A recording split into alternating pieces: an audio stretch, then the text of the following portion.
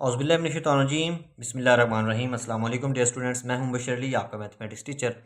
और आज के लेक्चर नंबर 6 में हम आपको खुशामदीद कहते हैं।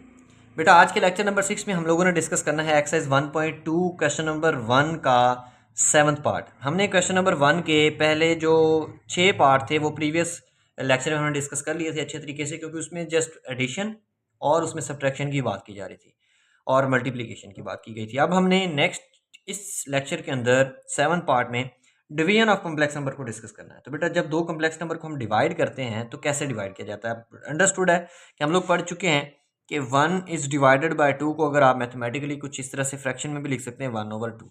तो ये कॉम्प्लेक्स नंबर का भी सेम यही कॉन्सेप्ट है, ये दोनों डिवाइड हो रहे हैं तो ये न्यूमिनेटर में जाएगा और ये डिनोमिनेटर में लिख दिया। जब हमने प्रीवियस लेक्चर में देखा था, कुछ कॉन्सेप्ट्स पढ़े थे हमने, जिसके अंदर पूरी डिटेल हमने डिस्कस की थी कि कैसे कैसे कॉम्प्लेक्स नंबर आपस में डिवाइड होते हैं।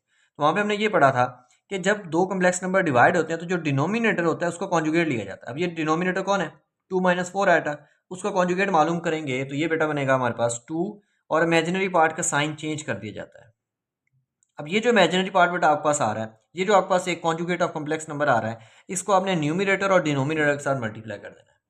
तो ये 2 + 4 आएगा ओवर 2 + 4 आएगा। अब ऊपर वाले टर्म्स ऊपर मल्टीप्लाई करेंगे, नीचे वाले टर्म्स नीचे मल्टीप्लाई करेंगे, तो यहाँ पे आपके पास मल्टीप्लिकेशन ऑफ कॉम्प्लेक्स नंबर्स का कॉन्सेप्ट यूज होगा। 3 ने इन दोनों से मल्टीप्लाई करना है, -5 बेटा ने दोनों के साथ मल्टीप्लाई करना है। तो पहले 3 मल्टीप्लाई कर रहा है, फिर -5 बेटा मल्टीप्लाई कर रहा है। 3 2 ज़ा 6, 3 4 ज़ा 12 आएगा। -5 आयोटा ने 2 से मल्टीप्लाई किया, -10 आयोटा, -5 4 ज़ा 20 आयोटा का स्क्वायर। अब डिनोमिनेटर को ना डायरेक्टली सॉल्व करना है, हमेशा के लिए याद रख लें कि जब आप कॉन्जुगेट का कॉन्सेप्ट अप्लाई कर रहे होते हैं डिवीजन ऑफ कॉम्प्लेक्स नंबर के अंदर, तो जो डिनोमिनेटर का कॉन्सेप्ट है वो ए की याद रखना है। क्या याद रखना है? a+b × a - b, क्योंकि यहाँ पे और यहाँ पे साइन का डिफरेंस होगा। तो उसका फार्मूला क्या होता है बेटा? a² - b²। फर्स्ट टर्म का स्क्वायर, फर्स्ट टर्म का स्क्वायर, माइनस सेकंड टर्म का स्क्वायर, 4 आइटा का स्क्वायर, लेकिन उसके साइन काउंट नहीं करने, जस्ट 4 आइटा का स्क्वायर करना है। अब मल्टीप्लिकेशन ऊपर हो चुकी थी, iota square is equal to -1 होता है, तो ये बनेगा +20 और ये 6 मिलेगा तो 26 हो जाएगा। 12 आइटा -10 आइटा, तो बेटा इसका आंसर बनने वाला है 2 आइटा।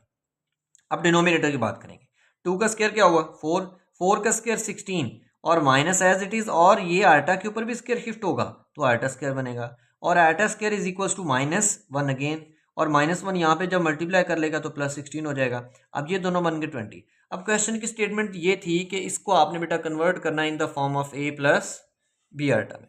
तो ये जो 20 था, ऊपर दो टर्म्स ऐड हो रही है, नीचे एक टर्म लिखी हुई है, डिनोमिनेटर दोनों के साथ सेपरेट हो जाएगा, इंडिविजुअली डिवाइड करेगा, ये इसको, और ये दोनों कैंसिल होने के बाद 1, ये 2 10 20, ये आपके पास a + b आइटा की फॉर्म में आ जाएगा। और अगर आपसे ये पूछा जाए कि इस कम्प्लेक्स नंबर का रियल पार्ट कौन सा, तो बेटा यहाँ से आपने नहीं रियल पार्ट बताना है, ना न्यूमिनेटर का बताना ना डिनोमिनेटर का बताना है, तो आपने उसको सिंप्लीफाई करके लाना पूरे इस प्रोसेस के साथ, इसका रियल पार्ट 1। और अगर कहा जाए कि इसका इमेजिनरी पार्ट, तो बेटा यहाँ पे डायरेक्ट इमेजिनरी पार्ट बताना पॉसिबल नहीं है, आप थ्रू आउट इसको सिंप्लीफाई करके लाएंगे और एंड पे आप देखेंगे आइटा के साथ क्या लिखा हुआ है, 1/10 लिखा हुआ है। उसके बाद बेटा हमारे पास है जी 7वां पार्ट इसका, और 7वें पार्ट की स्टेटमेंट जरा अच्छे तरीके से देखें तो स्टेटमेंट में लिखा है 5 + 2 iota is divided by 6 - 3 iota. अब इन दोनों नंबर्स को आपने बेटा करना जी आपस में डिवाइड। जब ये दो कॉम्प्लेक्स नंबर डिवाइड होते हैं तो पुराने कॉन्सेप्ट के एतबार से हम क्या करेंगे, दोनों को फ्रैक्शन में लिखेंगे, डिनोमिनेटर को कॉन्जुगेट लेंगे। तो यहाँ पे एक मिस्टेक है, इसको आपने ज़रा देख लेना है। तो ये है 6 - 3 आइटा का conjugate is equal to 6 + 3 iota.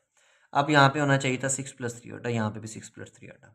5 को 6 से मल्टीप्लाई किया 30, 5 को 3 से मल्टीप्लाई किया तो +15 आइटा होना था, ये मिस्टेक काउंट कर दीजिएगा साथ साथ। 2 आइटा ने 6 से मल्टीप्लाई किया 12, और इन दोनों ने आपस में मल्टीप्लाई किया तो ये +6 आइटा का स्क्वायर आएगा। अब iota square is equal to -1, तो यहाँ पे क्या बन जाएगा बेटा? माइनस, क्योंकि आइटा स्क्वायर की वैल्यू क्या होनी? -1 होनी है। डिनोमिनेटर में सेम बनेगा, a - b a + b, तो वो सिंप्लीफाई करेंगे तो a² - b² ही बनना है, उससे कोई फर्क नहीं पड़ने वाला। अब ये 15 आइटा और ये 12 आइटा दोनों को ऐड करेंगे तो ये हमारे पास बनेगा +27 आइटा। ये 30 रहा और यहाँ से बनने वाला है -6। 30 में से -6 माइनस करेंगे तो आपके पास ये बन जाएगा 24, और ये था 27। इसको मैं यहाँ से अगर चेंज कर लूँ तो ये बनेगा, अगर मैं इसकी सिंप्लीफिकेशन यहाँ पे कर लेता हूँ तो ये बनने वाला है 24, 30 - 6 इज 24, और 27 आइटा +27 आइटा इस डिवाइडेड बाय 36 + 9, तो ये बन जाएगा 45। अब 45 को दोनों के साथ अलग अलग डिवाइड कर लें, 27/45 और ये आयोटा। अब यहाँ पे बेटा आपने इसको देखना है कैंसिल हो सकता है या नहीं, तो ये 3 के साथ डिवाइड हो रहे हैं। अगर मैं इसको इस 3 के साथ डिवाइड करूँगा तो 8 3 ज़ा, तो यहाँ पे लिख लेते हैं 8 3 ज़ा 24 और 3 1 ज़ा 3, एक बच गया 15, 3 5 15, उसके बाद प्लस इसको भी 3 के साथ कर सकते हैं आप, और ये 3 9 27 और 15 3 45 और 8। अगर फर्दर इसको कहीं पे डिवाइड किया जा सकता है, जैसे ये दोनों डिवाइड होते हैं, इसको और फर्दर डिवाइड कर लें तो ये बन जाएगा 8/15 प्लस 3/5 आटा, और ये हमारा रिक्वायर्ड रिजल्ट हो जाएगा। नेक्स्ट क्वेश्चन हमारे पास बेटा 1.2 का क्वेश्चन नंबर 2। क्वेश्चन नंबर 2 की स्टेटमेंट में लिखा हुआ है right additive inverse of each of the following. Additive inverse क्या होता है? बेसिकली जब आप किसी कम्प्लेक्स नंबर का एडिटिव इनवर्स देखते हैं तो कुछ इस तरह से बनाया जाता है एडिटिव इनवर्स। ये अगर मैं कम्प्लेक्स नंबर की यहाँ पे प्लेन कम्प्लेक्स प्लेन ड्रॉ कर लूँ, ये मेरे पास रियल पार्ट है, रियल एक्सेस, और इसको बोलते हैं इमेजिनरी एक्सेस।